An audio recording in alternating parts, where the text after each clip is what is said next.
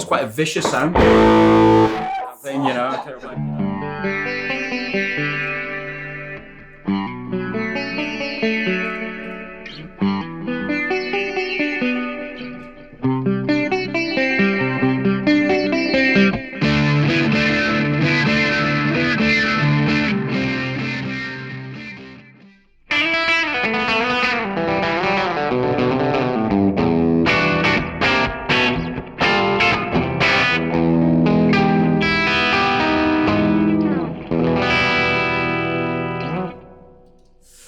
Awesome. Hey everyone, welcome to That Pelvis Show. Dan here. Mick here. And I'm James Bradfield from Manic Street Preachers. Welcome. Wow. Thank you so much. We are in the wonderful country of Wales at James's place, actually the Manics place, right? Yeah, oh God, yeah, it's a three-way split. Yeah, myself, Nick and Sean. Yeah, this is a door to the River Studios. I'm in Clean, just outside of Newport. This is the clubhouse, yeah. Really cool. And we've been invited down today to talk about some classic Manic stuff, to get the skinny on some sounds, and also to talk a little bit about a new record which is out this year, which if you're watching in the future is 2025. Indeed. I just want to touch on a brief conversation that we've just had. So just found out that James Yes. worked at the bar where you played. With Above and Beyond.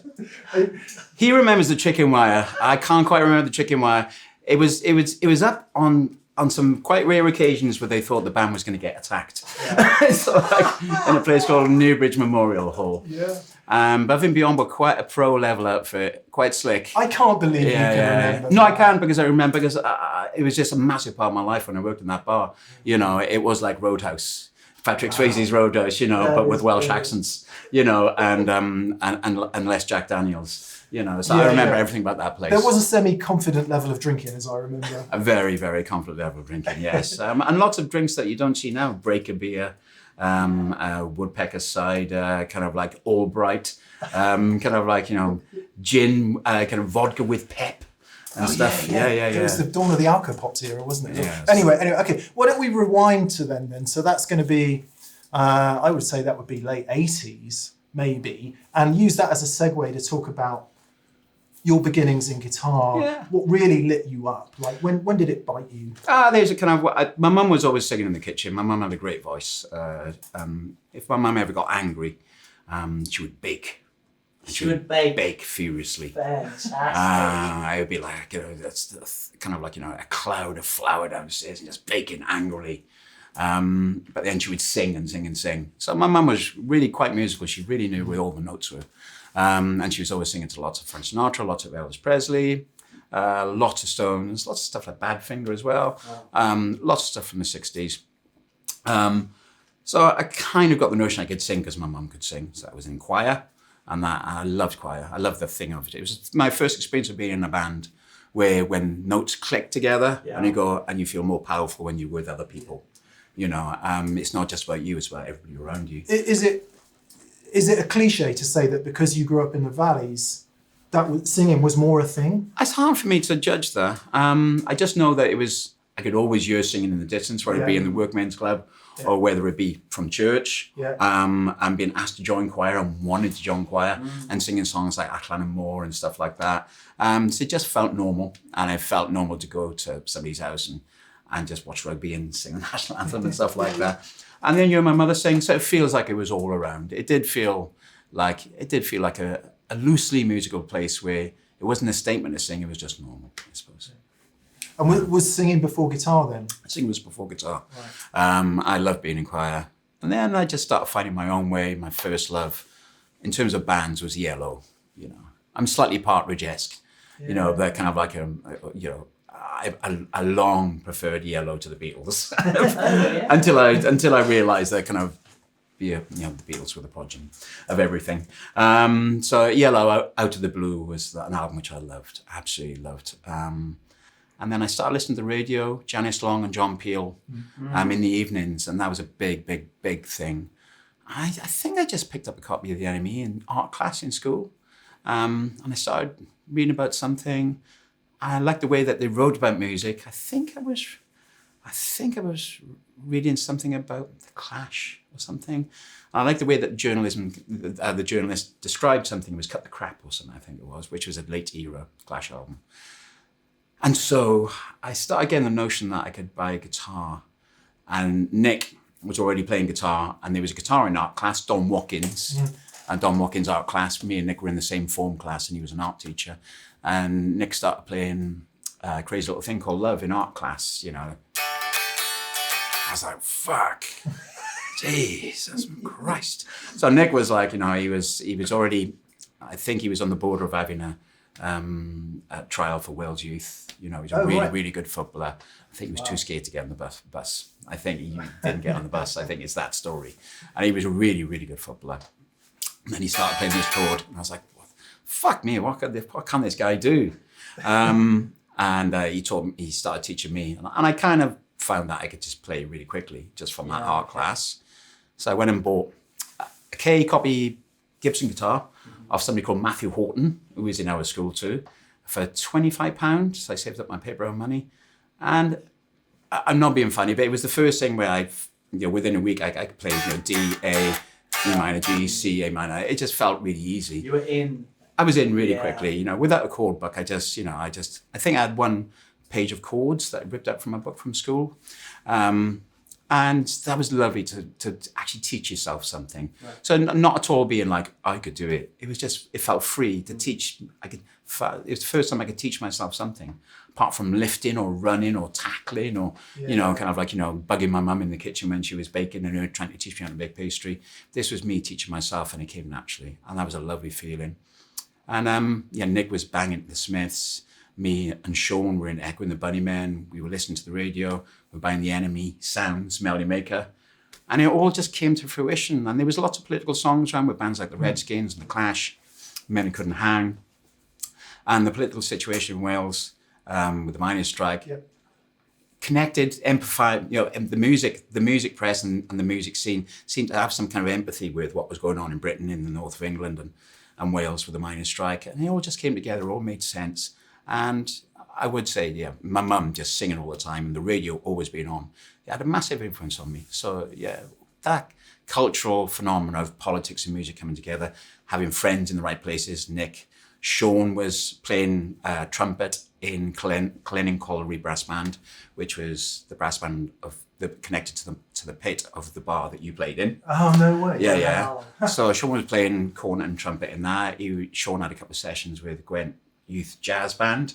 So Sean was really musical, and Sean pushed his way into the band, which I was not happy with at the start because it was my band. Right. And he came down and he started banging something, and it was like, he's musical. I was like, I know he is. Because Nick started off on guitar, and I'm sorry, this doesn't need to turn into a complete Manics history. It's okay. No, it's good. He started on guitar. And it's nice for me to remember all these things, to be honest. Your memory's amazing. I know. Yeah, it is. Yeah, because it reminds you that kind of, it's not about you; it's about all the people around you. Yeah.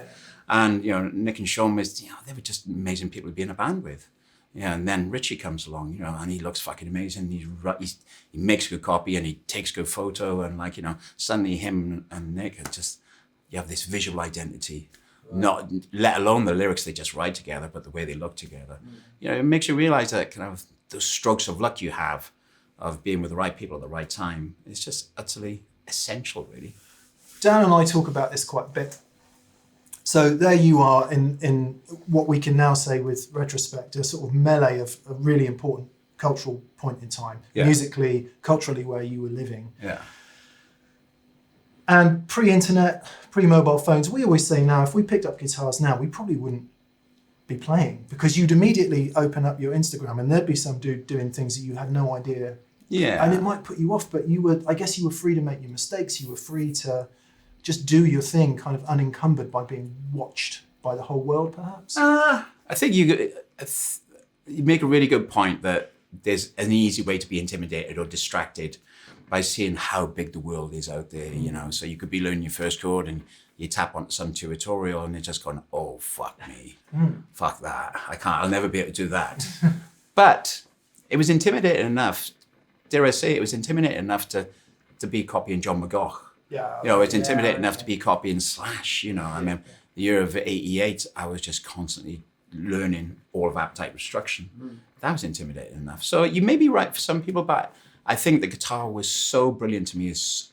And straight away, I understood the guitar, I understood the shapes.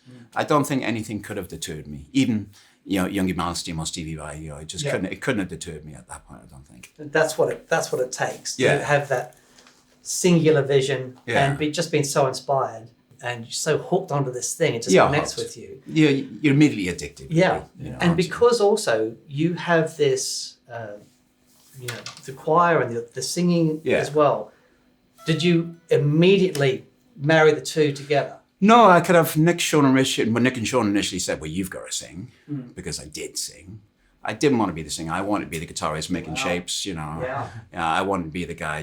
I wanted to be Slash, or I wanted to be McCready, or I wanted to be Mick Jones. I wanted to just be free and do a backing vocal now and again. But I wanted to fucking run that stage, man. So I was a bit pissed off about being offered the singer's role, being told to sing, that kind of thing.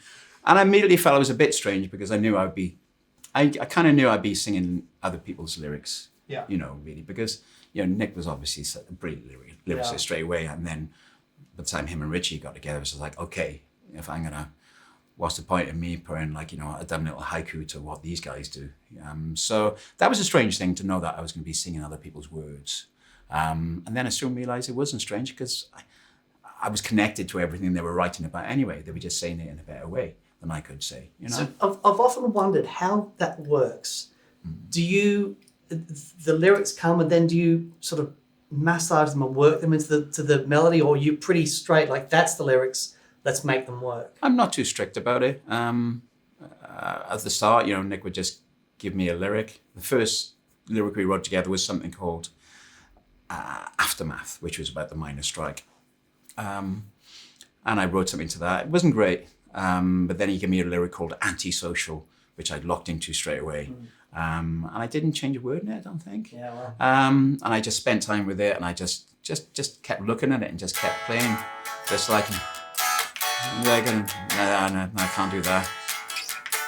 Oh, I got something, it's just that thing. It's just, and then he kept giving me lyrics, and I would just spend time with it. And sometimes I got a bit brave when I would leave a line out, or I'd say, can I use that as a bridge? Can I chop that in half and use that as a bridge? Can I use that as a chorus? But mostly I would take instruction from the paper. And then when things went on, when we were really deep in writing for the first album, if there was a reference point I didn't understand, like say on a song like Democracy Coma, I would ask Nick or Richie what that was, without any shame, And then when it got to the Holy Bible, when Richie was running with the ball, there was some historical kind of references in there that I had to ask about. Or there were just some phrases in there, like, they had to ask, what does that mean? Yeah.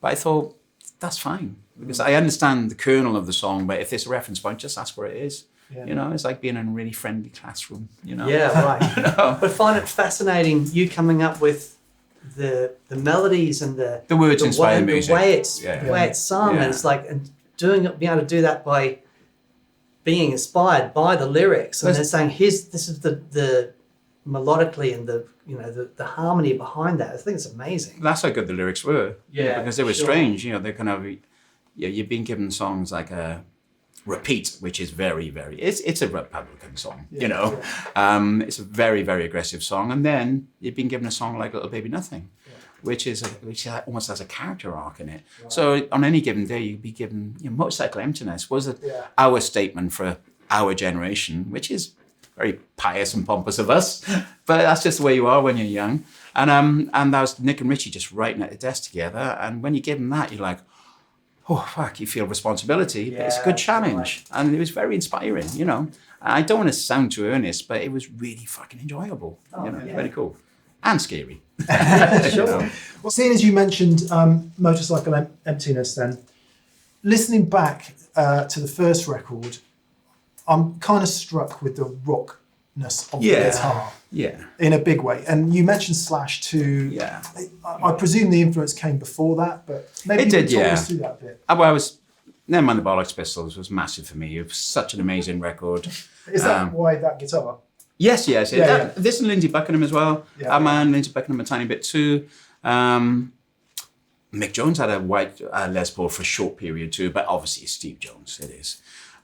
So that's why I got this. And I always felt really confused by Never Mind the Bollocks because they said it was a punk album. But for me, like Chris, who produced the record, he said, it's Panzer Division. It's like, bah. It's tight. It's tight. Nothing loose about it at all. I was always struck by the power of Never Mind the Bollocks. Yeah. So that was my real starting point for when something could really viscerally touch you, kind of thing. Then it was The Clash. Then it was Skids and Big Country for me. Yeah. Skids and Magazine. I think Stuart Adamson is probably as important to me as anybody. Yeah. And then, obviously, Guns N' Roses came along and they put the rock back into roll. And then Marky Smith said, there's too much rock around these days and not enough roll. And I thought Guns N' Roses put the roll back into everything. The Izzy and Slash attack where it's rhythm and a classic rhythm and a classic lead player and the way they interplay with each other was really important. So I was on the boil right up until then. And then, when Slash came along, I was like, oh, he's my man. Yeah. And then that sense of melody leading the whole track. Can we have are we set up to have a little look at that or not? So you're on about Motorcycle? Yeah. I mean, so the story of Motorcycle was initially a demo called I can't remember. It's Motorcycle Emptiness, Go Buzz Baby Go. Yeah. And it was a little indie song, and it had the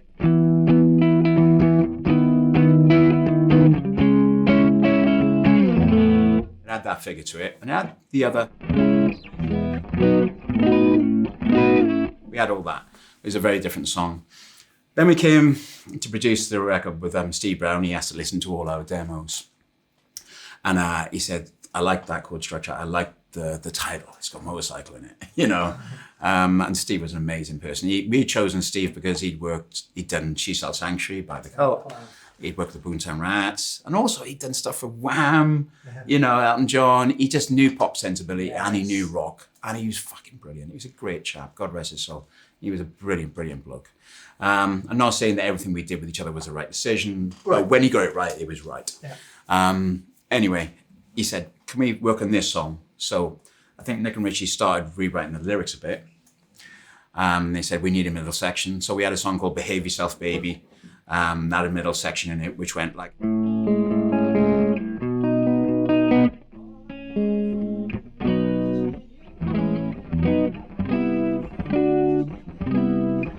Sounds a bit fucking Silence of the Lambs now, sorry. Sorry.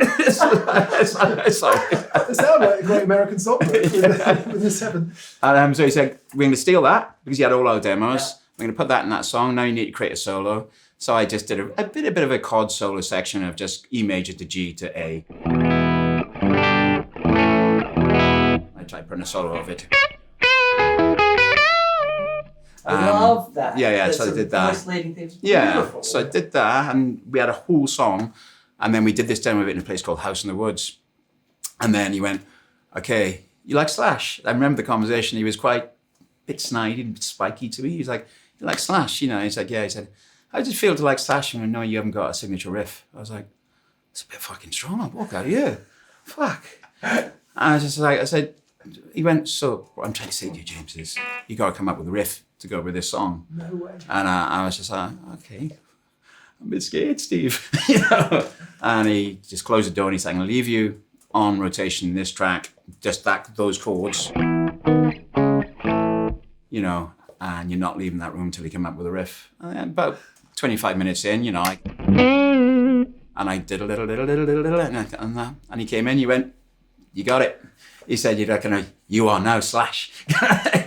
And it was a nice moment. I was good, and it was good because I was wet behind the ears, I was quite naive, I was arrogant and nervous, like a lot of 21, 22 years old, But he set me the challenge and I got it, kind of thing, Can you remember, because to me it sounds like it might have some sort of processor. Yes, I can remember. So it was the Shredmaster. Yeah. Which Marshall have just reissued. Yeah. Fucking made up about that. I really, and it feels the same. It's great. It's brilliant. Yeah. So the Marshall Shredmaster. I think it was Massenburg compressor. Yeah. So Steve was obsessed with Massenburg arrest and this kind of thing, and it was set quite high, so I had to play very precisely. And yeah, there's a bit of onboard chorus, and that was it. And neck pickup, presumably, for the main... It was, yeah, it was all the way up, yeah. And then when you get to the... Is that picked? That's not a delay? You're on about the middle section? No. Oh, just the rhythm? Yeah. The rhythms, well, actually, and it wasn't done on this guitar. Motorcycle was done on that Telecaster Thinline. So the riff is on the Thinline, the solo and the outro solo is done on this. Okay. I know, it's a bit, I should have never, I told somebody a while back and they were like, you shouldn't have said that. You know, so the riff is done on that Telecaster Thinline, which we'll slap on, which was Richie's guitar. Wow.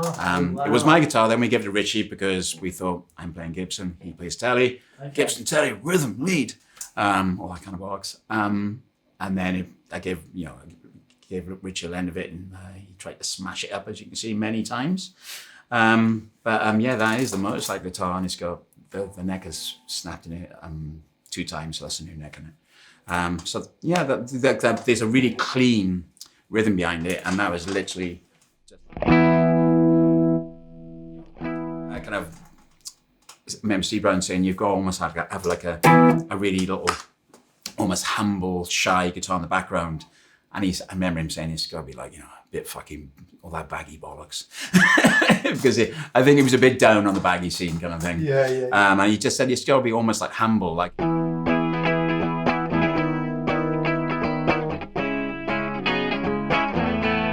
He said it's just got to be just almost a crap sound kind of thing. And he said, and then the lead will stand out against the crap sound kind of thing. He said I think he wanted to be like this singer, just playing like rudimentary rhythm. And then the lead player playing over the top. Can we coax you into playing it on the telly? Yeah, of course, yeah. Obviously, like I said, the neck has been snapped in this twice, and so it's a new neck. And I thought it would change the sound of it forever, but it just didn't. It still sounds like that guitar. And that sounds noisy. Yeah, that's all right. But should we just go with it anyway? Yeah, go with it. Yeah, so it's just...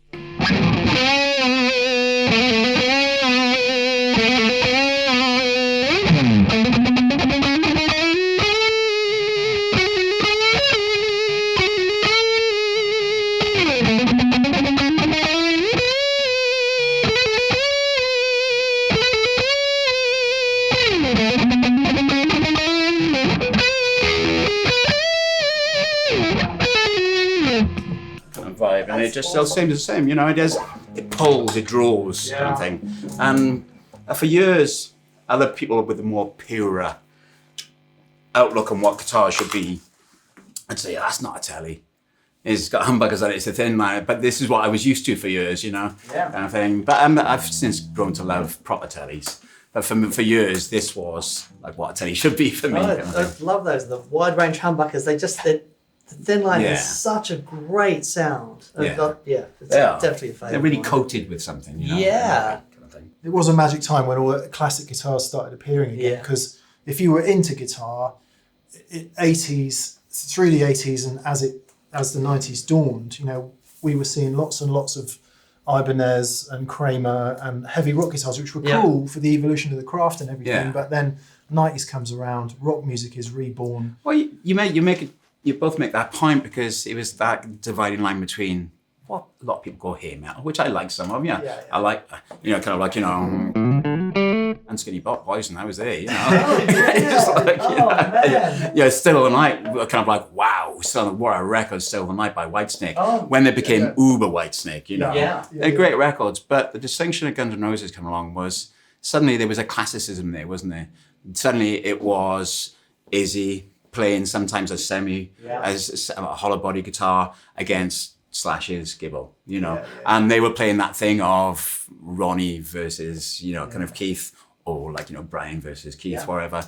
Whereas you were watching bands like Warrant and Whitesnake and blah, blah, and there'd be fucking palm trees on guitars and handles in them, and I was like, and Floyd Rose is doing this stuff. Yeah. But some of I liked, and especially Eddie, kind of like, Van Halen, first couple of records are amazing, but it was, I think Marquis Smith was right. This, the role is really important. And you know, just by the guitars that Guns N' Roses used, you notice that they were a bit more steeped in what rock and roll should be. Yeah, sure. Even though it was heavy. Yeah, I remember seeing. I didn't really know what a Les Paul was until I saw Slash. Yeah, because he did bring him back a bit. Brought him back. He did. Yeah. God bless him. God bless that man. Wow, that's wild. So there seems to be so those really strong rock sensibilities, certainly on the first record, where we've got, you know, quite compressed. I'm really pleased I know it's a Shredmaster now, because I'd assumed it was something different, and it's like, oh wow, that's it really does for it. Yeah, it just goes like, you know, it just says it's not a subtle pedal. It says we're fucking doing this, you know. You know, and I love it. It's if you want that kind of honey coated kind of like, you know, kind of lead that just feels warm and just like a tiny bit of the kind of you know, summer breeze. Sorry, what's the name of it? So you get a little bit of that tone out of it as well, kind of thing. Especially that neck pickup thing with the singing. Yeah. So how did you cope with that early days then? So you're playing these quite complex melody lines and having to sing, you know, be full on. Well, number one, basically. When I was playing live, they weren't quite so complex. Kind of a bit more simplified, you know. Yeah. But I just really, I found it quite easy to sing and play guitar at the same time, and sometimes play a bit of lead while I was singing, but you would simplify it. What was hard was that kind of Nick and Sean are really, really combative rhythm section. They're fucking heavy dudes, you know, they are. So having to get above that was quite hard. So that's why I was using a 900. At the start, I was just using a 900 Marshall, which a lot of people look down on, you know, but I as an amp, I love it. It's quite aggressive, it's quite pointed. I was using a Shredmaster and that, and perhaps sometimes a chorus. And it was just like, okay, let's do this. So yeah, that's what the challenge was, or having to rise above Nick and Sean. And Richie wasn't the most musical, but he was battering away there in the corner as well, kind of thing. So that was the main challenge. The detail stuff was all right. It was just fun, you know. Can you remember when you were first on Top of the Pops? Yes, Suicide is Painless. Oh, it was. Yeah. Because I kind of I've got this vision of you in sunglasses, and I don't know if it's Top of the Pops or what it might have been. And you kind of almost had a quiff, and you had a Marshall, and you had a flipping Les Paul. I think it's our first time. I think You Love Us after that. I think Suicide is. And I remember watching it going, rock's okay. Yeah, right. Rock is okay. It wasn't in the safest of hands, but no, it felt good to be on there and feel out of step. You know, walking down that corridor and you're walking past kind of, you know, Dot Cotton. Yeah, because East End was so then you're walking past, you know, kind of like, you know, and you're walking past other kind of luminaries of BBC Light Entertainment. You've got your top off and you're wearing these glasses and you've got Marilyn Monroe, like, you know, tattooed on your chest. And kind of, it's just like, it felt good to be glamorous, kind of lepers, you know, in the corridor, you know. It was exciting, it was good. I will just say before we move on, I don't know if you know this, Dan, and this is from Wikipedia, so I don't know it to be absolutely true, but apparently 33 consecutive top 40 singles. Yeah, it was. That was back in the day. You could have a hit single. I don't think we're ever going to have a hit single again. That's a lot of hits, isn't it? I mean, yeah, but I think it's impossible because you're watching people like Madness and all these people through the years just have hits, and you know, you got to remember this was the age of CD1 and CD2. Yeah. Sometimes fans would buy two of them, you know. But kind of some of the songs were just genuine hits, like Motorcycle was a genuine, even though it wasn't a massive hit, it had an afterburn and it kept selling. Yeah.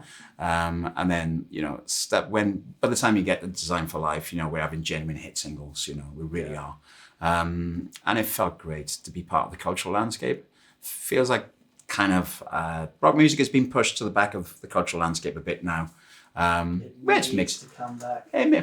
We'll see. Ready for it will. We'll see. It always has. Yeah. I'm not sure if things are cyclical anymore, I guess. Okay, yeah, no. I don't know, you know. Yeah. But yeah, it felt good to be part of the conversation, you know. It's like, whereas you were used, say there would be an election, or say there would be someone win the FA Cup, or somebody win the Ryder Cup in golf, or, you know, your music would be there in the background. And that was quite a thrill, you know, it was good. When we go back and visit those early albums, and, you know, up to the Holy Bible, and because obviously there's a big change after that. But Man Alive, you guys sounded that the band is so tight.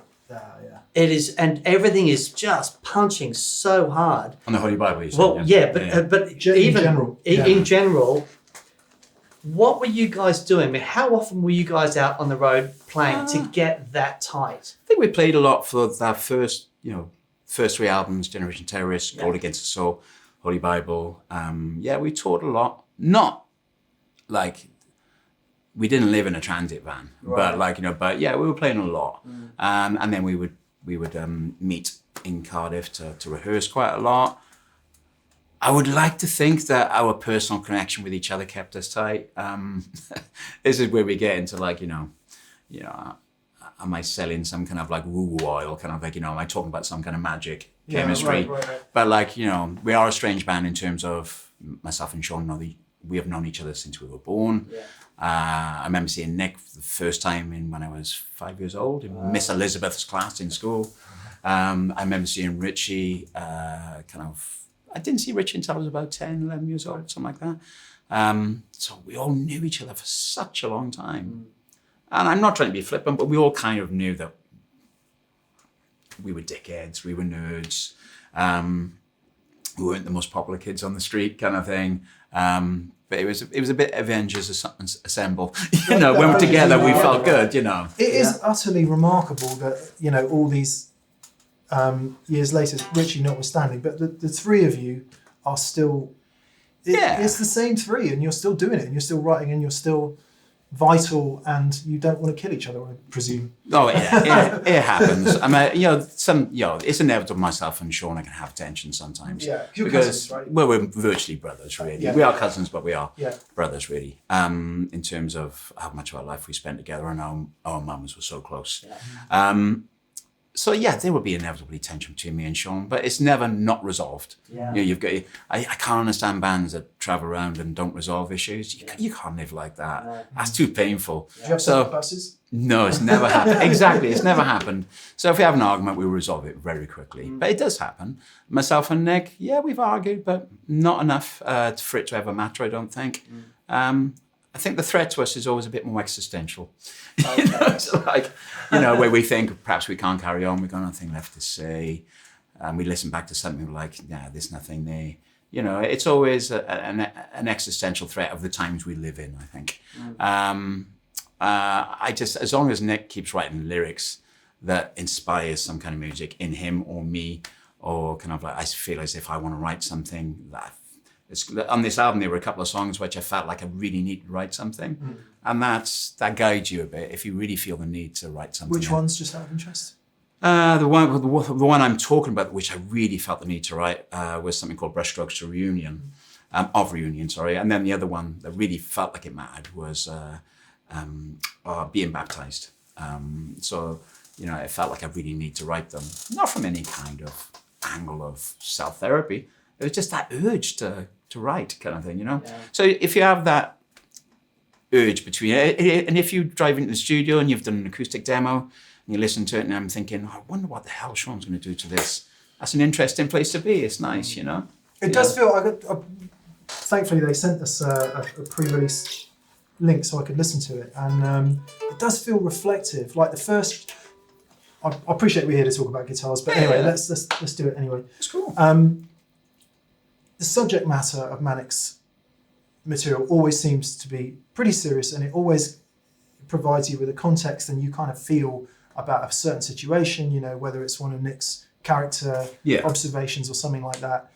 The opening track from the new record, he sounds as pissed off as he ever was, but it's sort of like, it's almost like he's gained a wider perspective and he's going, this is how it is, and I'm pissed off about it, but I kind of feel further away from it. Is that? I feel further away from it, but I don't need somebody to agree with me. Yeah. And I'm not lecturing you. This is a vehicle for expression. It's a song. Yeah. That's a fucking enough, Wait till you hear it. He just lays it out. Because we it's are called critical thinking, and it's like we are aware that 56 in February, closer to 60 than 50.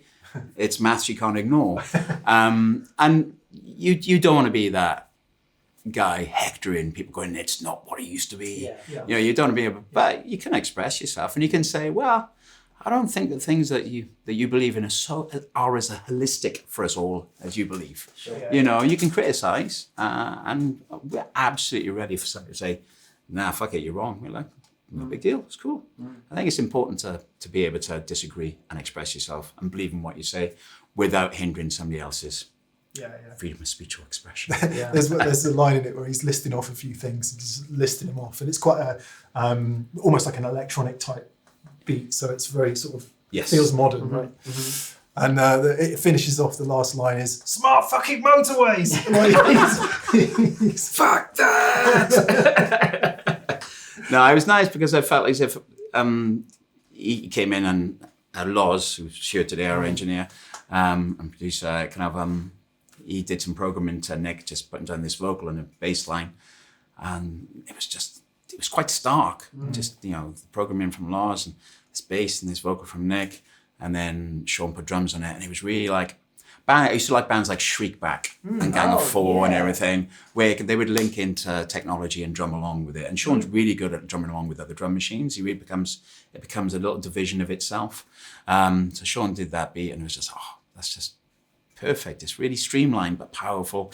And so I had to play guitar on it. It just felt like the guitar had to be kind of just almost just sarcastic and just slightly caustic.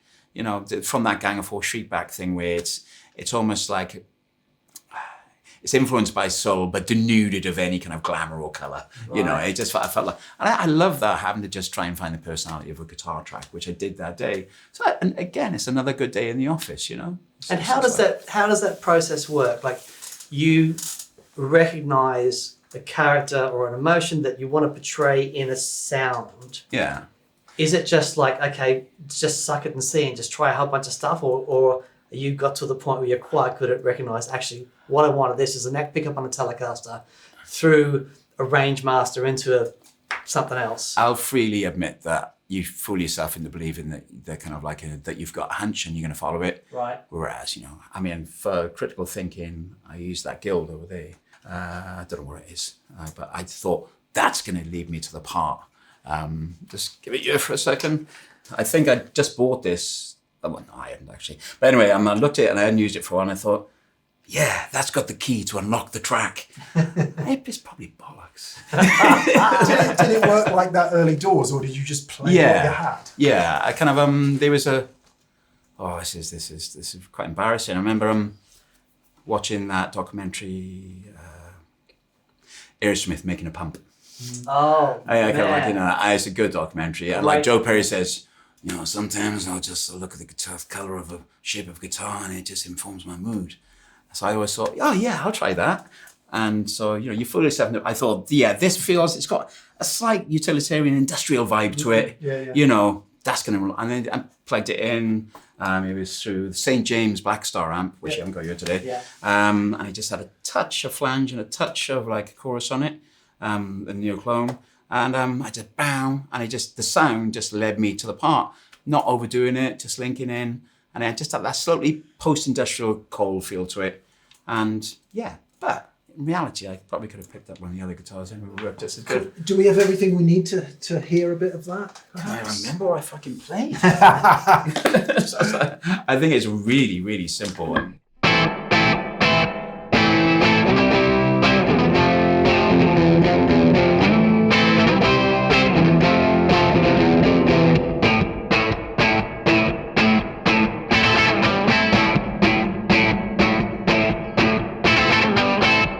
Really simple, but like that's the good part of being in the band, you know. It's just like, are you going to go full banana on this, or are you just going to do what's good for the song, you know? And I know that if I just go a bit too me, like, you know, Nick and Sean say, hey, bring it in, son. You know, really? Yeah, of course. So what is too much me then? What does that look like? Neck pickup. It's like, you know. So the board we'll do some detail shots of the boards we've got in front of us. Yeah. Is this? That's my live setup, really. Yeah. I'm always looking for, you know, that. I'm always looking for, like, you know, that summer breeze, perfect tone. Yeah. And at the moment, Fat Sugar MXR seems to be getting me there.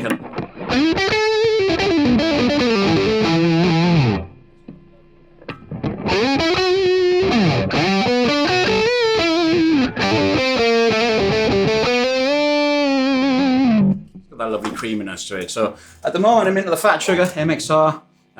Dave Ehringer, our producer, gave me the Soul Food Electro Harmonics Sugar, and that's got a bit of that creaminess to it, creamy dreamer, so to speak. But it's not that complicated, really. You know, I'm always going to be stuck in the post-punk world of needing chorus, always. You know, kind of Alex Lifeson and kind of Nanny Summers got us to this place, and we're never going to escape, are we? No, we're not. So which is not a bad thing. it's not at all. I haven't mentioned Alex yet, actually. But I always go back to Boss stuff. I just love Boss stuff. I just do. That's right. But I am in that place where I'm picking smaller pedals because I can't be doing this. You know, I can't be dancing. I can't be dancing. How did that work then? So if you think about when you first started doing it seriously, I guess the gear and the pedal market just looked completely different. Cheers, kiss. Than it looked now. Like everything was available. It was mostly Boss, and it was like, and now and again, if you'd see Memory Man, you'd be like, whoa, what black magic is this? It's serious stuff, you know. I had Wah Wah pedal at the start. Color Sound, was it? Yeah. Which was just like, it's like just taking a knife to your guitar tone. It was like unbelievable. But Probably because you were wandering up and down Charing Cross Road and saw it in the window of Macau. No, it was Nick's brother. Oh, was it? Yeah, no, Nick's brother. Kind of like he was just kind of, you know, Nick and his brother Pat were playing guitar long before I was, as I said, because I took my first chord, and they were big Rush fans. Big. Okay. So kind of like so nobody that's not you had kind of like the end of like Spirit Radio solo is not going to have a wah wah pedal, you know, kind of thing.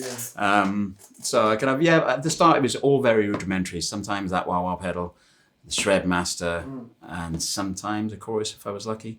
That was it. Yeah. And the Marshall 900. And for two albums, 3 albums that's all I was managing on, really. Right. Likewise. Sorry, I was just going to, because you mentioned Alex Lifeson and the Rush thing, listening to your songs, the range of, you know, from simple chord structures with strong melodies right through to like progressive, like chord changes that take a turn and go into like a modality thing. I think a good example for me is like a song like Tsunami, where it starts off with the sitar sound, but actually by the time you've got to the end of that song, the chord progression, the changes in it, the melody, it's really complex. But it always this time, don't hit the mic.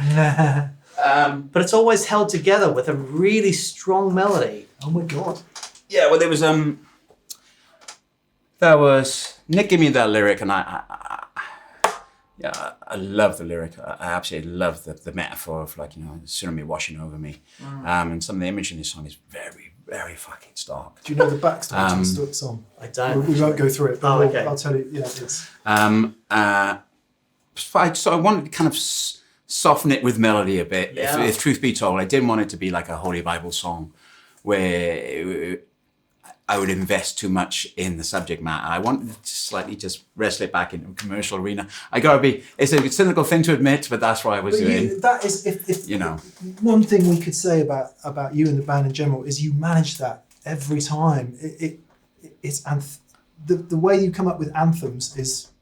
It's incredible. Yeah. And to be fair to Nick especially, sometimes Richie wasn't so au fait with what I just said. Yeah. But like, you know, Nick was like, yeah, I want these songs on radio. I want to have a hit with this subject matter. Yeah. So accessible. Like, so I wasn't doing anything outside of our remit, so to speak. Because every now and then, when you hear artists that take it to the absolute nth degree, there does seem sometimes there's almost an arrogance and a selfishness to it, to almost isolate themselves away from everything. Yeah. But you've managed to, with all this complex harmony, there's a melody that brings it back so people can sing a song. I can't say it for anybody else, but we just always like the idea of just playing in front of big fucking crowds. Yeah. It's such a good thing, you know. But sometimes you gotta be awake enough when accidents happen and capitalize on them. Yeah. So I remember Nick always moans when I've just tried to tune in. And I left something in open G because I remember this, I was Thorny Sort of My Pride, Black Rose. Yeah. You know that song off the Southern Harbour Music Band? I think I was trying to figure it out in open G. And Nick picked the guitar up. We were in the studio somewhere doing a demo. And he went, oh, you fucking got one of these tunings again. And he just chucked it across the settee. And I was like, oh, stop pissing and moaning, you know? Kind of like, and I picked it back up and he'd knocked one of the tuning pegs and the tuning peg had gone to C. And kind of like, you know, so, and then I went, and I was like, oh. So it was like one of those Rock Folly moments. It's like a really bad B movie moment, but it's true. Kind of like, I was like, oh, what have we done? Oh, that's good. So I just literally went. I said, well, what happens if I put that? And then you know the rest. You know, kind of like, you know, I kept sliding these shapes.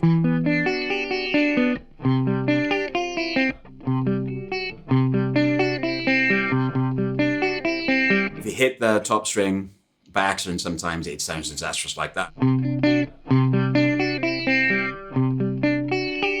See, so you got to be really careful. But like, you know, with all that, you know, then suddenly you brush it all up. You track it with we tracked it with the Yang Ching, which Nick Naismith, our keyboard player, he learned Yang Ching within a week.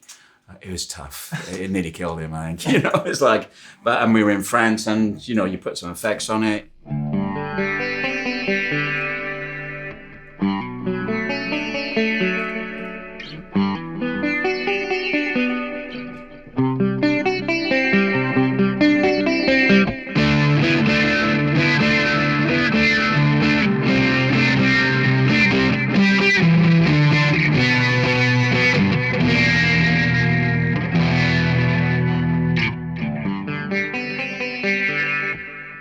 You know, came from an accident because we already had the first line, for you, my dear sister. I just kept saying that, and that tuning led on to the rest of it, basically. So it was a nice accident, you know, and it came from Nick losing his temper with me fucking around with tunings. And was it that guitar, or was it on a No, it normal wasn't. guitar? And a friend of mine, John Armitage, ex-guitar tech of ours, he'd already said, he said, oh, I've got something interesting for you, like, you know, guitar, sitar. And I was like, oh, I remember saying to him, oh, yeah, I think guitar sitar was used on Cry Like a Baby with the box tops and Everything Must Change by Paul Young. It's just like, I immediately remember the two guitar sitar solos I knew in my head. Yeah. I pulled them out. I remember John like me just going, whatever. It's just like, you know. It's mad when it's like Stevie Wonder, Sometimes He'll Deliver, there's one on there, isn't there? There's another one. Once you know the sound of it, it's like, oh my God, they did get used quite a bit. I said, thank God we're not dating anymore, mate. And so did you take that on the road? Did you play that live? Or? I did on the reissue, on the reissue tour. It's hard to get a sound on stage, which is not going to, you know, really pierce everybody's ears because it is quite toppy kind of thing, you know. But like that's a nice accident, you know, and everything all came together. And it comes with having time in your hands and indulging yourself, really, you know, kind of thing. So we've leapt Frog, the Design for Life. I think it would be great to talk about that if we could, please, because I think that was a moment, wasn't it? So that was when I was first introduced to you guys in Australia. Oh, and that came on, and that was a big hit. I can't imagine anybody listening to that in Australia, kind of thing. It seems like such a British song to me, Design for Life. You know, it's really because it was so about class in Britain, kind of thing. You know what I mean? Kind of thing. It always felt like one of the songs that we did that was so stuck in what British society was. If there's a melody, Aussies will sing along to it. Big chorus and a melody, and Aussies are all there. That is an interesting point, though, isn't it? Because you know what the song's about. The inspiration has come from the lyrics and all of that, and that's what you're channeling. I guess for the majority of people, when they hear it first, what they hear is that riff. Well, Nick had given me, we were in a bad position because obviously Richie got missing and we didn't really know what to do. And we didn't know whether it was appropriate to carry on for us, for his family, for him, for our fans. It was an awkward position. And as time went on, 6 months, it was like, okay, let's just try something for ourselves, you know. And so the easiest way to do that was, I think I said to Nick, come on, just give me a lyric, you know. And I'd be a bit, gentle about it because he'd lost his lyric writing partner kind of thing, let alone everything else that's going on. Yeah. So pushing him to write a lyric, for the first time without Richie, or without the possibility of Richie being there, perhaps. Not the first time he's written his own, but this is like a new thing, it feels. And so he sent me 2 lyrics. One was called Design for Life, and the other was called The Pure Motive. And they felt like they were about the same thing. It felt like it was about working class rage, lack of opportunity, misappropriation of working class culture, the satirization of working class culture for other people. And it felt like the song was about the ambition of the working classes, which still was there. That we would not know our place. And there's a lot of stuff in there, boom and bust economy, kind of like policies, lots of stuff in there. And it was both in these 2 lyrics, and I just recognized that they were both the same, but they both needed each other. So I slammed them together. I asked Nick if that was okay, and he was like, yeah, it's fine. And I remember just looking at them thinking, wow, it feels different. It feels different to what Richie would have given me, which was quite important really, because he knew that he had to be different. And I remember just feeling an immense sense of pressure because I love the lines in the song. I love the lyric and the grace of the lines in there. And also the self-knowing nature of lines like, we don't just talk about love, we just want to get drunk. There's a bit of nod and wink there kind of thing. So I remember just looking at it. I was scared. I was really scared. And I was living in Askew Road in Shepherd's Bush with Terry Hall and Lizzie Hall, who were connected to the band. And anyway, just one day I just like, come on, just fucking do it. And I had a crap little Takamine guitar there in the house. I don't know where it is now. And I literally, again, I think I was just messing around, just like libraries give us power, and I was just, and I left the string off. I just barred it off because I was going for something out. Yeah, I was going for something out. And I got struck by something. I went, oh, okay. I've never done that before, which I don't know why I hadn't done that before. And I thought, just stay there. Fucking stay there. Go somewhere else. Fuck, wow. Oh, ooh. Nah, it's gotta be G. Okay. Yeah, but it's gotta be a bit more arch than that. Drop the middle G out of it. I was like, oh my God, I'm somewhere. I felt like a thrill coming through me because I'd never done that chord before, but I had in a different way, but not in that shape. I did it on a song called Donkeys, which was, so it's the same chord protection, but it's got very different overtones in it. So I was like, I thought, oh my God, that's going to be something amazing, which is mad. It's only 2 chords, And then that G, and I was following my nose, just flat, taking that G out of there was really important. It was quite satirical, quite arch, something. So I knew that was there, and I just thought, oh God. And I was like, all right, come on, come on. And kind of like, and there was these chords I'd used in Horses and the Starlight. And I was like, oh my God. And then so I put strangely for me, I had to put a vocal line over the top. Usually a vocal line comes first and I put the chords behind. But those chords inspired it. I sat there, I kind of again, like a really bad movie. I went and looked in the mirror. You've nearly done this. Just need a chorus and a bridge. You can fucking do it. Crap scene in a film, And I walked around for 10 minutes in the house. And then just like, okay, just go simpler. I just like, and it just, all the vocals came. And then when I got the chorus, I thought, even go simpler. Just ostensibly 2 chords, even though they're surpassing. Even though it's 2 chords, it's that and F, And I just thought, just go simpler.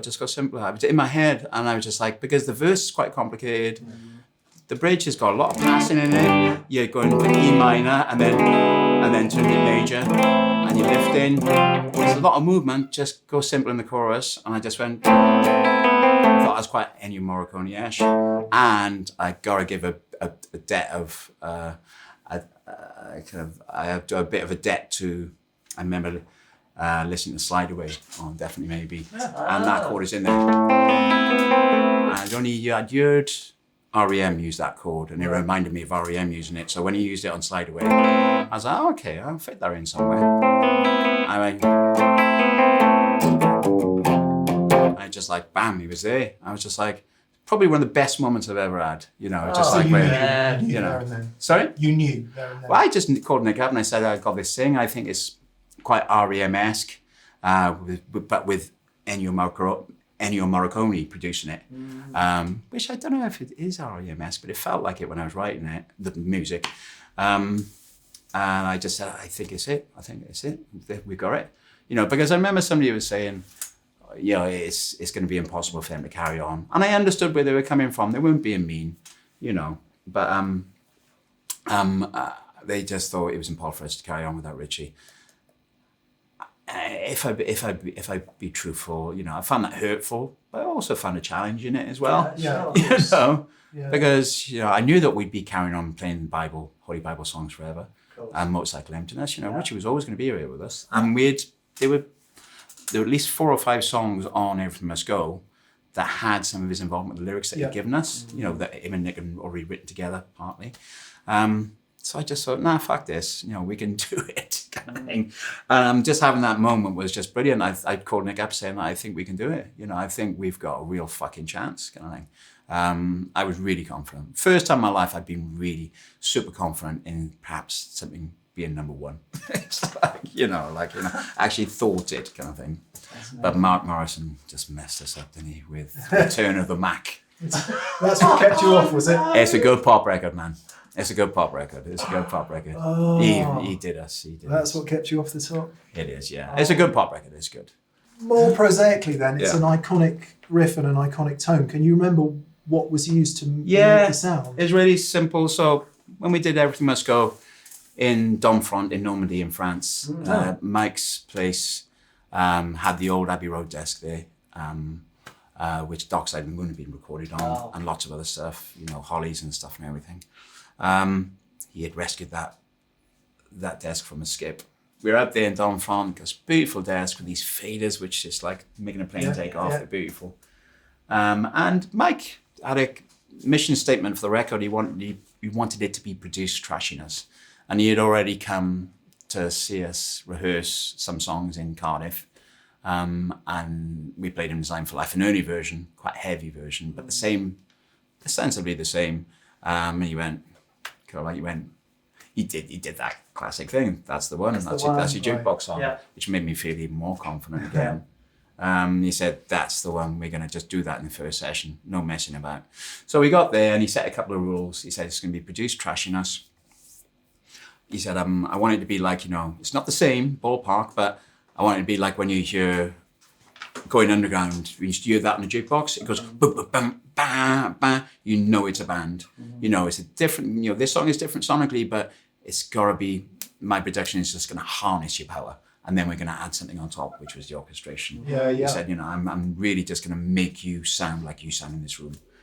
So he set a couple of rules. He said, we're not using your Marshall. I was like, oh, fuck, my security blanket is gone, So I had this Fender Twin, and I had the Holy Bible Vox, which is on top of it, and his Vox as well, which was a real proper 60s one. So I used his Vox now and again, sometimes this Vox and that Fender Twin, and now and again as a treat, I was allowed to use my Marshall now and again, but barely at all. Right. So in Design for Life, I was going through that Fender Twin, and perhaps that Vox or perhaps his Vox. So we had a split box just for the tone. And it literally was that. It was just that turned up where it was breaking up a bit. And that was it. Turn it on. Yeah. And we only just, is it the second one? Twin. You just want the twin? Yeah, twin. An 1830, is it right? Do you want AC2 as well or not? No, I'm okay. And we only just found this, it was at the bottom of a lockup about 2 years ago, I think. Or 3 years ago. Get out of the way so you can see it. I'd forgotten all about it. And I'd forgotten, it's slightly broken, I think. And that's why it sounds good, Right. And it's just tone. you know, I don't want to sound too Dumble-esque about this, which you boys know all about. But I just think it's just the tone of the amp, you know, which makes it so special. So it's.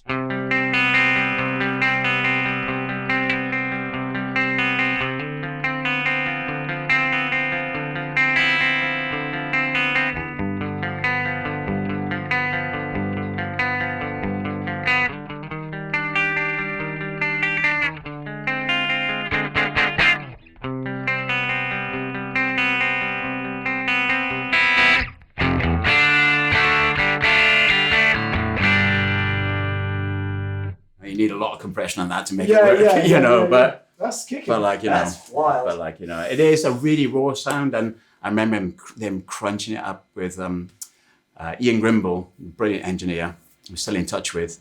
He really was pushing the compressor because that is quite, you know, you got to step on the box for the chorus a little bit.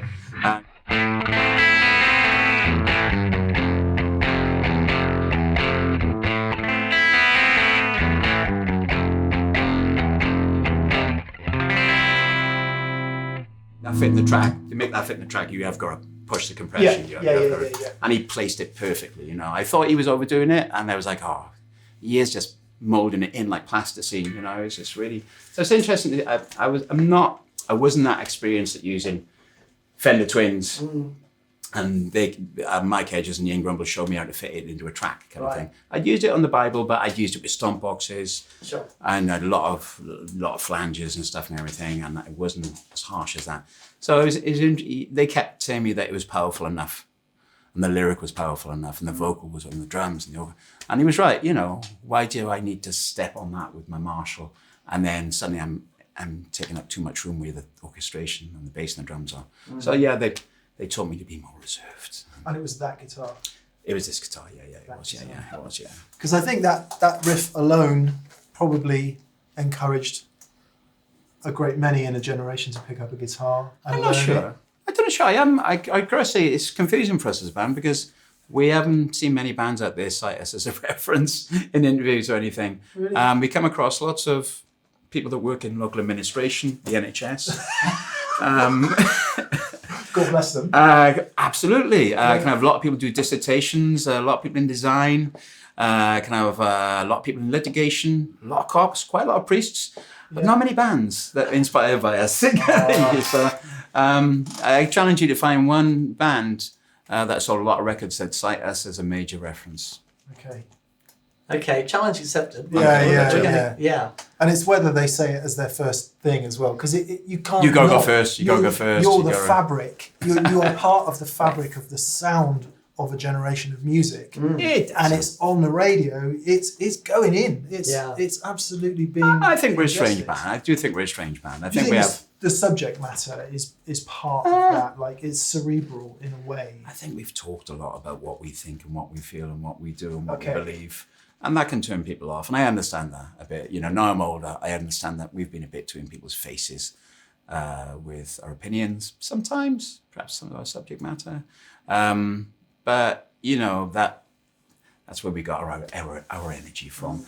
We were inspired by so many people, you know, whether it be Joe Strummer, Joe Lydon, whether it be like Rail Marcus, you know, whether it be, you know, Nye Bevan, you know, whether it be, you know, kind of de Kooning, whether it be, you know, Pollock, you know, there's so many people that inspired us. And we were always using other people as a sounding board. We jumped off their inspirations. We did, you know. Speaking of having impact and power, I was backstage at when Bon Jovi played at Wembley. Okay, gotcha. 6 years ago. Yes, it was. 2019. And Phil X is a good friend of ours, and you know, and they have to use a silent stage at the moment with John's vocals and all that sort of stuff. I have empathy all over the place, don't worry. And I was backstage with Phil. Yeah. And then I hear these guitars, and it was you. Okay. It starts off, and it was the most extraordinary, massive guitar sound. Yeah. I was like, that is how you, like, that's how you do that. It was so big. And So going back and looking at your live performances, and obviously, we expect, the Manics, your guitar sound on the albums and stuff, but hearing it live, it's the most extraordinary thing. What's your go-to things that you have to have live that you might not necessarily carry over from the recording session, but like, this is bread and butter. I have to have this stuff live. My Linus security blanket, like I said, that Mike Hedges tried to take away from me. It's pretty obvious what it is. It's this, It used to be the Tele Thinline because that fits into any track. It really does. I don't know why, it just fits into any track. But this, obviously my Gibson Les Paul Custom, which I bought from McCarry's just off Denmark Street in 1990, which Nick and Sean and Richie, kindly decided to buy for me just after we signed our record contract. Oh, wow. I was just, oh, fuck, that was so kind, so amazing. So that's, but this has been retired, and now myself and Kerry Collier, guitar tech, when we were in Tokyo, he found a Les Paul Custom, which was very, very similar in feel to this when we were in Tokyo. So that's replaced this on the road now. This doesn't go out anymore. So I use my Les Paul White Custom, which is called Tokyo, for obvious reasons. I take that on the road. Then the amp is, remember, JCM 900 and the Lone Star, Mesa Boogie.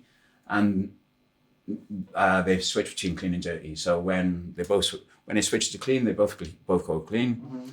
And when they switch to it, they both go dirty. And that's it. And that's it. That's it. So they're both running all the time? Yes, they're both running all the time. And I would say like the 900 is kind of the sustain, the kind of rockiness, the first album glitz and glamour a bit, and the Lone Star gives it the middle, gives it the bit of warmth in the middle, Because you've had the Lone Stars for a long time. Yeah.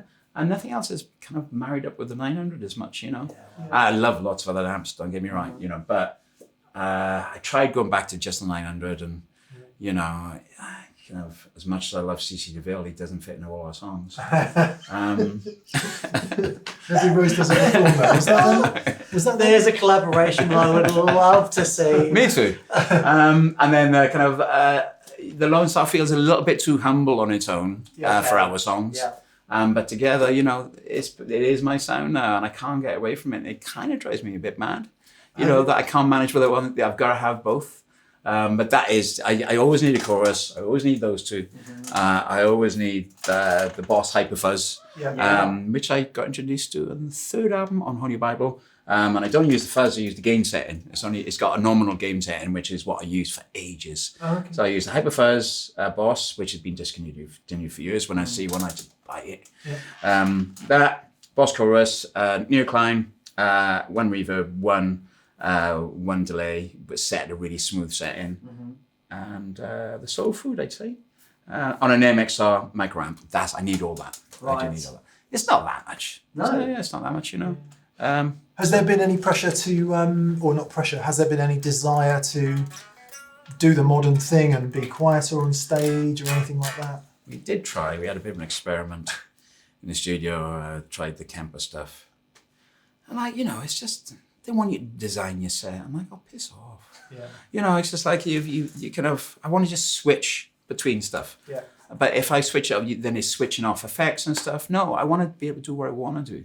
So unless, kind of some modeling company comes up with something which is malleable enough for me, I carry on like this. But I find all that stuff is, they want you to, they want you to organize your set and stuff and everything. And if you step on something and step back off, the effects go off. Everything's the same all the time. I don't want that. I want it to be more malleable. And is Nick still using 4 Ampeg 8x10s? Yes, he is. Every time I see a picture of your guys' stage, I'm like, yes! Well, I'm glad you like it. At some point, he's just like, I hear him say, can I have more bass? I'm like, you fucking kidding me? But there's an interesting thing about that, having a rhythm section that is hammering has had to inform the way that, because you've got to bring it, right? And I think, because when I hear you play rhythm, I was really struck seeing you live about the force of it. And I think if your rhythm section had been different and light and, you may not have, you wouldn't have had to have had the power. I might have been a different player. You're right. You know, yeah. Or it might have led me in it might have led me in a more subtle direction. You know, and I wouldn't have had to come up with, you know, like, you know, I remember just like the solo on "You Love Us." You know, I was just like, oh fuck, you know, I've got to get above everything. You know, and you're kind of like, and it was where? Oh yeah, there we go. Sorry.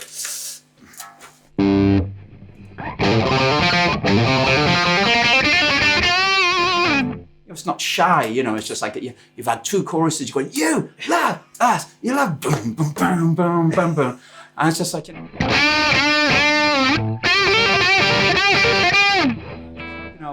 I had to go those places, you know. I just had to, you know, faster, you know. It's Nick and Sean are like it's just like, well, how can I make a solo go above all that? Oh, I'm gonna go fucking mad then. Yeah. You know, so like, so you're right. It does.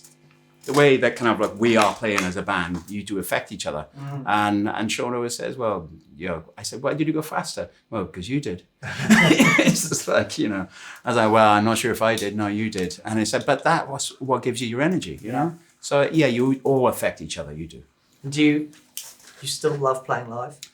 Most times, yeah. Right. Sometimes if you're playing on a Monday, Tuesday night, you're thinking, do you want to be here? It's like, yeah. So that's what the next tour is like, you know, we play Friday and Saturday nights, and that's it. For 6 weeks, you know, we travel on Thursday, playing on Friday, Saturday, go home Sunday. That's nice. So like, hopefully this is going to be optimum gig time for everybody, you know. Right. But yeah, if I see somebody that's playing that I want to go and see, it's on a Monday night, I think, nah, you know, shouldn't admit that really. I think it's okay. Yeah. I think it's okay with the passing of age. Seeing as you were talking about solos from that period, Motown Junk just like comes from nowhere. They're like this almost atonal blast. Deliberate. What could you remember? Motown Junk was an absolutely. I don't want to turn on the Burman. Can you turn it on for us? Okay. Don't bite me. Yeah, we'll see if we can get Please. this done quite quick. Try. So we've just switched the Burman amp on. This thing is Which- vicious. Yeah, but they like sleeping, so they don't like being on for too long. Once I was using it on stage once in this My Truth era, and I decided to take the Burman out and like, go on, let's give it a go. And like, you know, at some point we were playing the No Surface Hole feeling off Everything Must Go. You can hear it. It is coming. It is coming to life of sorts. And kind of it's got that Smashing Pumpkins vibe to it, and that because it's got 3 gain stages on it. And I was like, oh, I'll take it on the road. And John was just like, no, it'll just burn. I went, no, it'll be fine. And we were doing it, and I could see some people just going, yeah. I got up behind, the amp was just like flames, and they thought it was a good effect coming from it. It was not. It was just on fire. Yeah, it was just on fire. That's So let's get this done quick. When we did Motown Junk, we did it in a place called the Power Plant, which was in North London.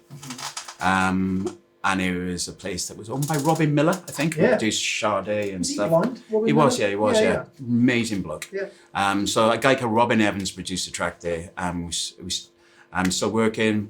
Brilliant engineer, amazing producer. He was so perfect for Motown Junk, which was our first proper indie single, you know? So it was on Heavenly Records, and we were in Power Plant Studios, and we were in the galley studio, which you got the stairs, and then you're looking down on the live room, which is like, that's the 70s for me, you know? Right. And it was the same room that Maggie May was done in. Just like, man. fucking hell, this is going to be good, you know? Can I? Again, I was just getting excited about the myth of it all in my head. So we're there, and we like to use other people's gear when we're there because we didn't have much. I didn't have this. I didn't have that. I had I can't remember what I had, to be honest. I think we may have had that. We had I can't remember. So kind of we're doing and look at one of these amps, and I went, oh, what's that? And Robin said, oh, it's called a Burman amp. They're kind of like, they're in competition with Marshalls, and I think he told me that Geordie from Killing Joke had used Burmans. So I plugged into it. I fucking loved it, and I split it with a Marshall 800, and then we just played. And I had a bit of a cold, so it's the only time it sounded a bit like Joe Strummer. And I remember Nick and Sean and playing and fucking hell, Nick and Sean were on fire. Yeah. It just, it's a beautiful drum sound. It's beautiful. Nick was playing his Rickenbacker and he was being the punk Geddy Lee kind of thing. And I remember just thinking, right, I gotta get a really good guitar sound. And I had a lend of Sam Brown's brother, Sam Brown the singer, remember Sam Brown? Her brother is Pete Brown. Yeah. Dave Erringo, who subsequently became our producer, who was assisting on that session, said, "Oh, can I have this is Gibson Yerk, is Sam's brother Pete. You can use it," kind of thing. And it was a beautiful standard. I think it's 69 standard. It's gorgeous guitar. So I used that in the track. I plugged it in. I was just like, I think, fuck, it's good to go. It's amazing. And it's quite a vicious sound. That thing, kind of like, and it was like.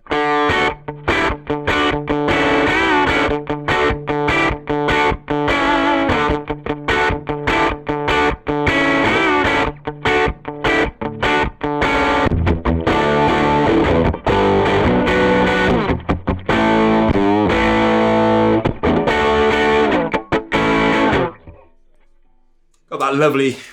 It's almost more high watt than high watt. Yeah, it is. Yeah, it is. It's amazing. And we're still on a micro amp there. Yeah, well, that's for the chorus bit, but that you turn it off. So, That's wild. It's That's like absolutely wild. It's like a pre-boogie boogie, isn't it? yeah, It's like yeah. one of the little ones. It's really mid. I wasn't expecting the heft from Well, that little box. So I bought that off Robin Miller, but the Burman I used on Motown Junk was a head, which we haven't got here at the moment, but it just sounds like that. It just does, And I've subsequently used that on No Surface or Feeling as well. It's just got that chunk, but it's still got tone to it as well. It's just, and so it's that thing of being awake and just seeing what's around you, whether it be, you're tuning going at the wrong place or seeing gear that you've never recognized before and just going, just give it a go kind of thing, and using that. I've been trying to see if I want to see if I can buy that kind of Les Paul that we did Motown Junk off. I want to see if I can buy that off. I think he's called Pete Brown. I haven't been in contact yet. This is my first entreaty to him. So just, you can't see behind the camera, but there's a lot of guitars in this room. Yeah. And I'm assuming this is but a sample of what you have. Oh, it's a good chunk. There's a good chunk of them? Yeah, there's others. I've never had a fast car problem. I've only been driving. Okay. Yeah, come on, let me justify myself. My God, who fucking had Jeremy Paxman in the room? So is look, right? Look. I didn't pass my driving tests until nearly 10 years ago. So I never had a fast car problem. Right. Never had a drug problem. Never even done a spliff. Oh well, okay. Okay. Not That's your nothing. sharpness. A lot of people would say that kind of like no. A lot of people would say if you had taken drugs, you'd be even fucking worse. So kind of, I never had any of those problems. So a slight guitar problem, absolutely. Yeah. A chip problem and a guitar problem. I can't ignore a good. Is it a magpie thing? Do you, when you see a guitar, you're like, I've got to have that, or is it when you play it? I think it's all Joe Perry's fault when he said, when I see a guitar and it just talks to you, and I just like, yeah, you're right, Joe. And I kind of like, and they talk to you. I'm learning to realize that now they're just talking rubbish a lot of the time with guitars. But it's when you see a good one, like, I got turned on to those Eastmans, which I love, and I got turned on to the Motown, which I absolutely love. Yeah. Sometimes you are on tour and you go, okay, I've saved up my PTs, I can buy this, so you justify it. But I do love guitars. I absolutely love them. I still pretty much play every day, even if it's just 5 minutes. Yeah. Just stuff. Whether it just be a television theme tune or just like, just G, C, A minor, A, or just trying to learn a little bit of Django Reinhardt or something like that, just for like 5 minutes. I still just really enjoy it. Yeah. What about now then? So when you pick up a guitar, is it this or the new one? It's all of them. Are you in a different? Yeah, it's all of them. A lot of the time it's this a J45, which a J45 there, which I've written so much important stuff on. Yeah, you didn't get me this time. Good dodge. It is an advantage to be in this shop. A lot of times I will just play this one because Master Against Classes written on this. our other number one. Tolerate was written on this as well. It just feels safe to me. I mean, like People Ruin Paintings, the new single was written on this. Everlasting was written on this.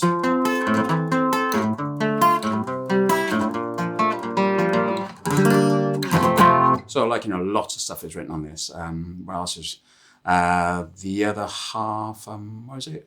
Oh, Australia was written on this. I remember struggling to get up here.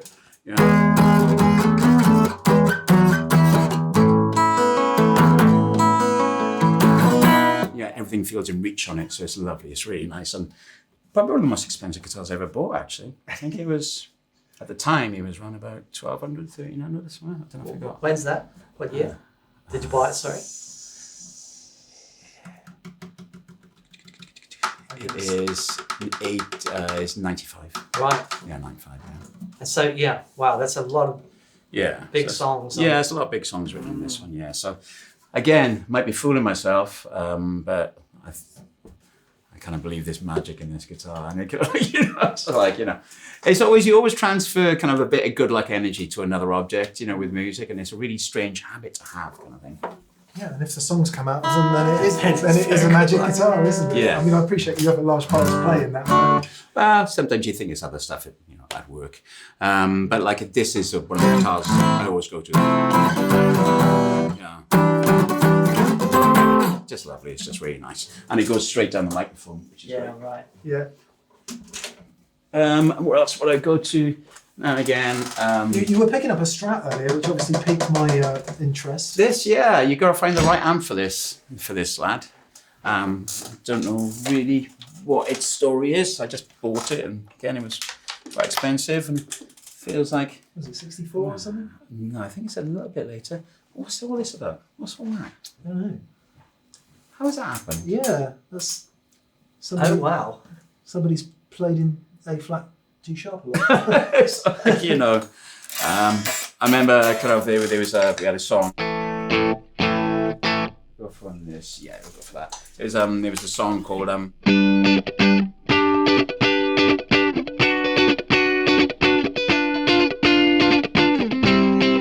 Girl That Wanted to Be God was written on this. Yeah. I thought I was going to be Nile Rodgers, but I was far from it. But then there was another song called Miss Europa Disco Dancer, when Nick had given me this lyric about, I think it was a bit of a riposte to Girls and Boys, really. I think it was a bit of like, well, shall we find, is there an emptiness at the core of what you would call the inception of EDM culture in Europe, and the kind of like and the migration of the party masses to Ibiza and stuff. It was an investigation, but it was a different kind of song. I remember him giving me that lyric and thinking, I've got to try and do something which is slightly, because my first single I ever bought was My Old Piano by Diana Ross. That was my first ever single, and so I'm not immune to the rhythm. So I remember coming up with.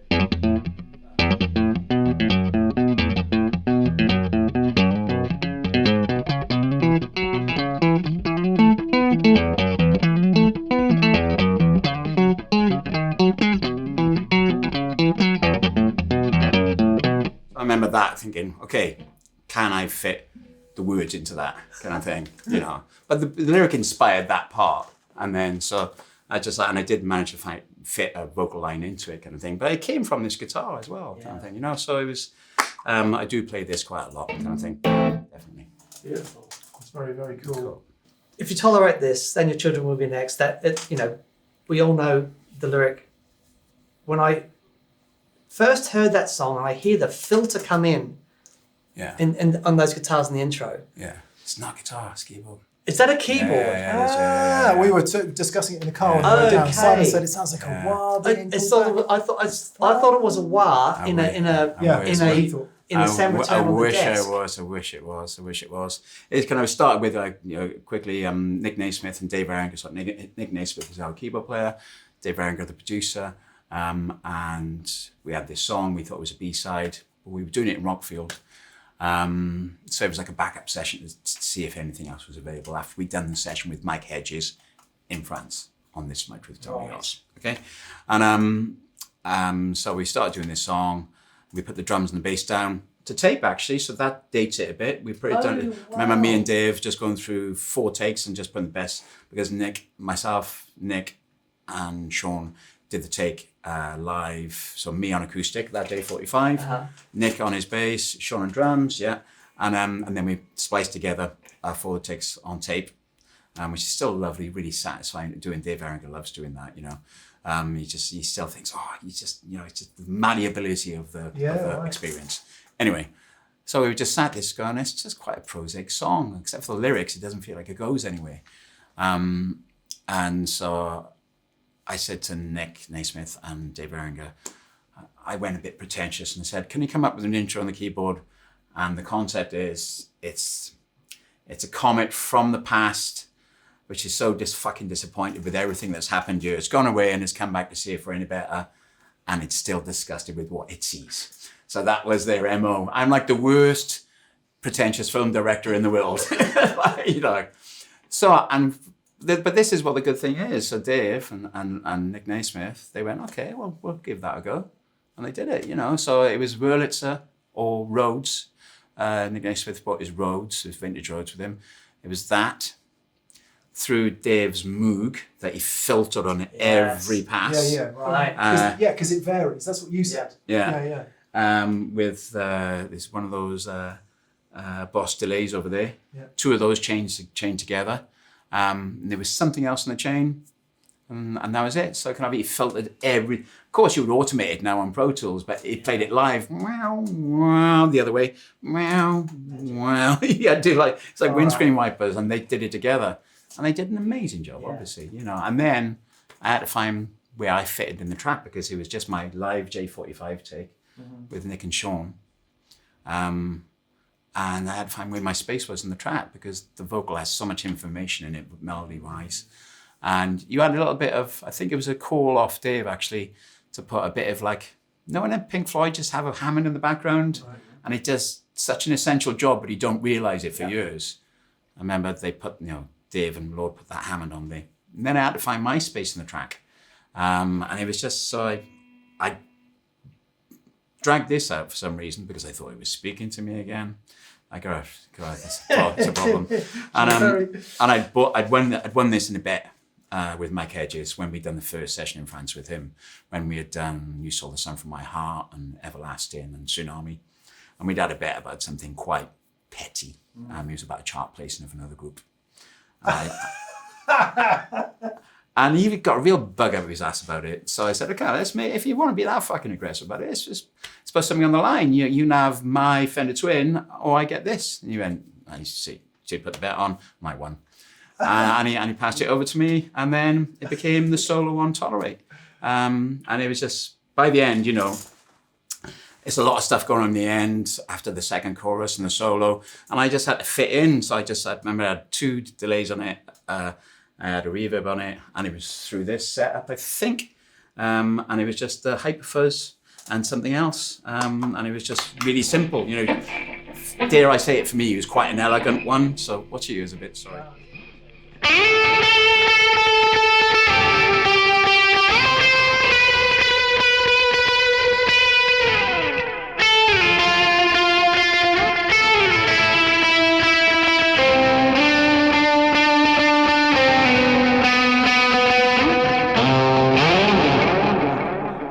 I just got stuff in the background going, Didn't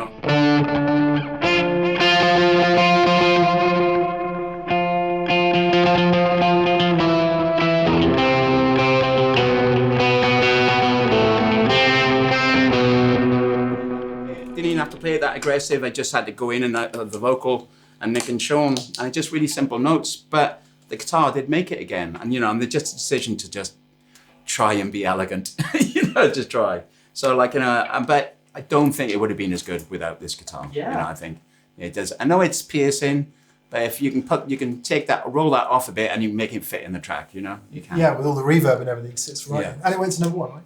It did. It was our first international number 1 as well. So our first and last international number 1. It's actually your humility is wonderful, but that's an iconic guitar line. Yeah, absolutely.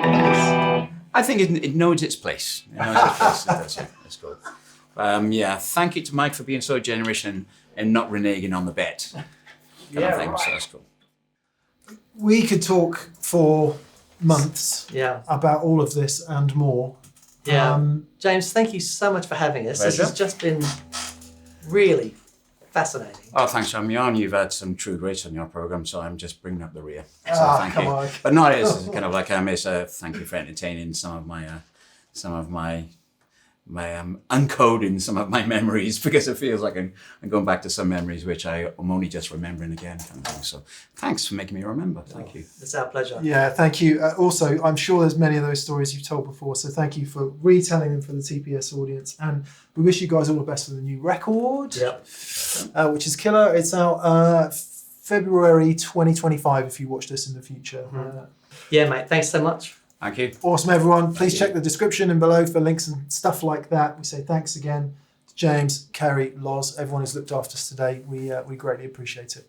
Indeed. We'll see you Cheers, soon. everyone. Bye. Bye.